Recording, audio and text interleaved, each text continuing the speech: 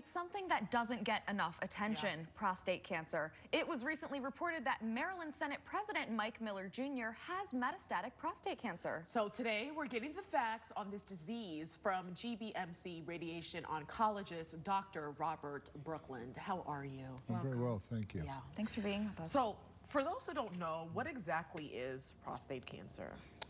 Well, cancer is a disease where the cells divide without control. They invade into adjacent structures. They can spread to other parts of the body. And prostate cancer starts in the gland that lives right under the bladder. And so it's only in men. And it is actually the most common cancer that a man is likely to get as long as he doesn't smoke. And then for smokers, it's lung cancer. Sure. Wow. So are there any risk factors that increase somebody's chances of developing prostate cancer? Well, for a minority of men who have a strong family history, that would be a risk factor. Otherwise, for most men, for 6 out of 7, we really don't know why it develops. Gotcha. So what are some of the early symptoms? Most men actually don't have symptoms. We find out about the disease because of screening, because they've gone to their physician who's done an examination and felt something abnormal, or even more likely, has done a screening blood test called a PSA test. And when that blood test comes back elevated from expected, that prompts looking further into it. And that's how we find this disease in most men. Gotcha. When do men start getting screened for prostate cancer, and how frequently should they be getting screenings?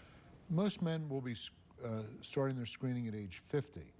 If there is a family member, a first-degree relative, you can move that up to age 45. And if there's, actually, for African Americans, you might also move it up to 45 in that group as well. And then for multiple family members with the disease, you could start as early as age 40. And you would continue screening until someone's life expectancy falls to less than 10 years, and then you might consider not screening anymore. Gotcha. Yeah, you know, we were talking about this off camera, how my grandfather had prostate cancer. Fortunately, you know, he's still here. Is this disease curable? It absolutely is curable. In fact, the vast majority of the men with prostate cancer will die from something unrelated to prostate cancer. Well, that's good to know. That is. So what are the treatment options that are available? So the first thing we look at is what is someone's risk of disease, because for many men, you might just watch it carefully, and we call that active surveillance.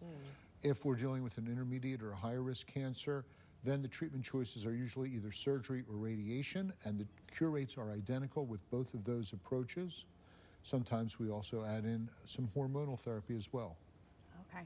And so as you mentioned, you can have observation as a treatment. You don't necessarily have to go straight into something like radiation. No, you just have to have a nice, in-depth discussion with a radiation oncologist and urologist to talk about the full range of options, and then make a decision based on those recommendations as what would be best in your individual situation. Sure. Gotcha. So is there anything that, you know, people can do, like, let's say, lifestyle changes to prevent this disease? Good, healthy lifestyle is always a good recommendation. So not having a diet that's too fatty, for example,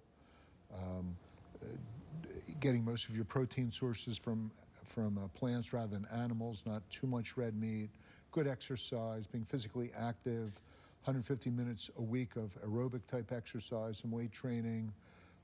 These are things that work for everybody, and it's also good from a cancer perspective. Well, Doctor, this has been so informative. Where can we go if we're interested in learning a bit more? Well, the American Cancer Society has a wonderful website at cancer.org, and that's an excellent resource. Of course, at GBMC, we have wonderful resources at our cancer center, the Berman Cancer Center, and that's a great resource also. Great. Thank you so much. This conversation is needed, so thank you. Thank you. We appreciate it.